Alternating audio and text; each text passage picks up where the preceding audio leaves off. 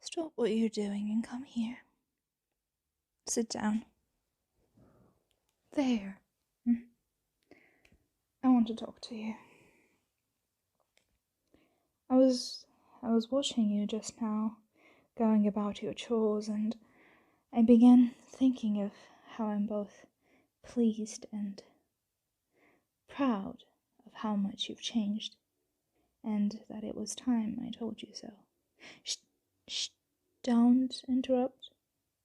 When I first brought you here, you fought so hard against your new life, against me. You were a lot of trouble. More than once I thought perhaps I should simply devour your blood and dispose of your carcass. Oh, you didn't know that? Oh yes, you were troublesome, but through all that I saw you had intelligence, more than average. It had been my intent to acquire someone intelligent, but I've learned since then that I got better than I'd hoped for. Don't let that get into your head. You knew you were smart to begin with, didn't you? And smugness never looks pretty. Don't ever let that become a part of your character. Good. To continue my train of thought, servants I've had before, but seldom they were not worthy of entrusting more than a simple task. If they'd ever had any intelligence or creativity, someone had smashed it while breaking them into their new life. Or, more likely, they were simply taken from a human population because they had no real talents and were dim-witted and easily programmed. After those disappointments, I chose to live without servants, alone. No, I enjoyed being by myself. Most vampires do. I did too, for a very long time, and the memory of those past disappointments kept me thinking I was much better off alone. What changed my mind? I don't have an answer for that. At least, not the one I'd feel comfortable talking about now. No need to be sorry for asking. I've always tried to answer your questions, satisfy your curiosity. One day, I will tell you about it, I promise. Yes, you have learned to be patient, or perhaps that was always in you, whenever you knew it would eventually earn its reward. For now, I'll only say that, for reasons of my own, I decided that I wanted company again. But what I wanted was far from the mediocre competence my kind settles for. I wanted someone with intelligence, not spoiled by heavy-handed conditioning. It wasn't possible to repair another easily acquired but crippled creature. I'd have to do the selection and training myself, so I went hunting for a wild human. Yes, you're dirty, but also you're wild. By wild, I mean a human from outside my community. It's not an insult. It wasn't as easy as hunting for a feeding. I couldn't simply take the first one I could find. I had to observe and compare among what I found and chose what traits I would place the most value on.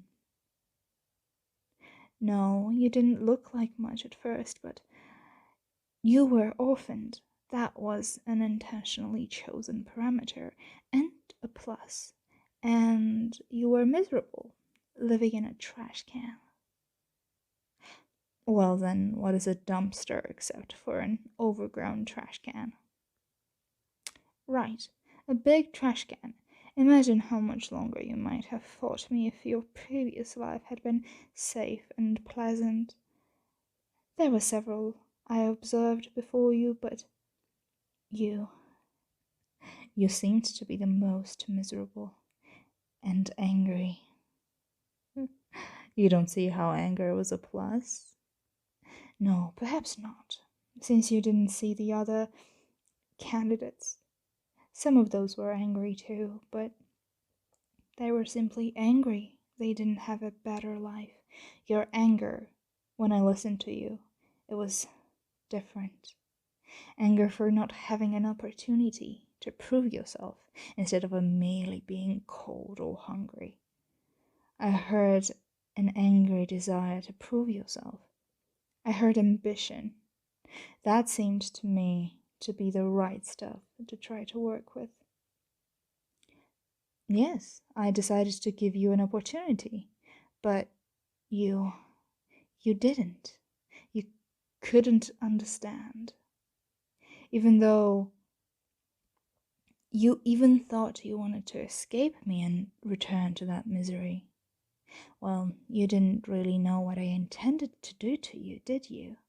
And you were afraid to believe anything I told you. Not unwise of you, of course. After all, you'd learned what I am. You knew death was a possibility, and you wanted to live, in spite of all the life had dumped upon you. You wanted to live. I know. You couldn't understand the situation.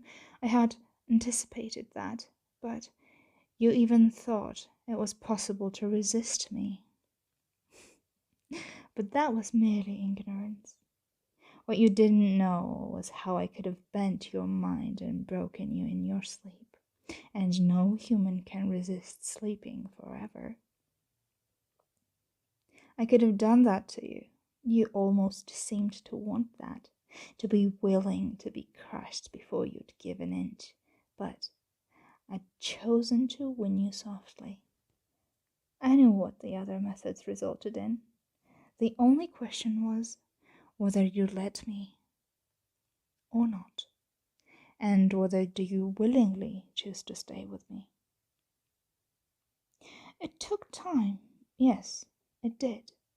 I knew my task wouldn't be easy or quick, but it was the one and only way you could remain your own self with your memories and feelings intact.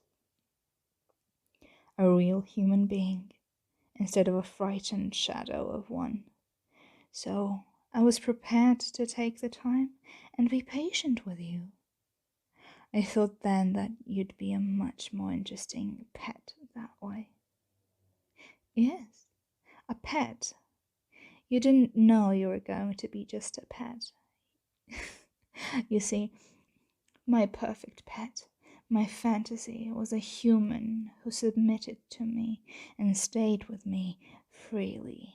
Someone I would keep alive and care for and share many happy years with. Someone bright and alert, someone I'd find interesting, someone who might even find me interesting. That was the original plan, but as I said before, I got more than I expected. More than I expected, because you're not just a pet. Pets are an amusing company, but you've proven to be more than just that. Much more. You see how I've been putting things into your hands, giving you responsibilities. Right. Would I do that for a pet? There. See? I won't insult you by calling you a pet. Unless you want me to. As an endearment. Shh. Don't interrupt. This is difficult enough for me to get through. Vampires don't usually praise their... We don't have... You're trustworthy and you're competent. You may have noticed how, after you've been given a new task, I rarely inspect your performance. You showed me I don't have to, but I have been watching you closely nevertheless. I've given you enough rope, as they say, to allow you to hang yourself if you intended to betray me. Shh, shh, you don't need protest. I already know where your loyalty lies now. The word that was hard to find. You see, vampires don't usually get to praise a companion, a friend. That's why I hadn't told you before how proud of you I am. I should have. Do you understand? Yes, I know the sun will rise shortly and I will retire. Don't worry about me, although I like it that you do. But before I sleep, I must tell you something else. That I'm making some changes. This is the other reason I wanted to talk to you. For one, this time you'll not be shut away in your room while I sleep. You can go there if you like, of course, or you can do whatever tasks you think need doing instead. That's right. You'll be on your own to watch over the household and over me. This will be your first time with so much responsibility, although there's likely to be little to do except be observant and wakeful. Daytime is your natural environment, after all. It should be quite easy. In the night, I shall protect you, as I have always done, for that is my natural environment. Just manage things as though I were awake, or as if the household was your own. Call for the authorities if a threat should appear outside, but, of course, they cannot, under any circumstance, be allowed to enter while I sleep. Now, why haven't you asked the big question? Whether you'll be locked inside or whether you can go get outdoors if you want it? Hmm? The answer, my dear, is that it will be possible for you to run, although you know I'd find you before you saw another sunrise, if you did. I know you know.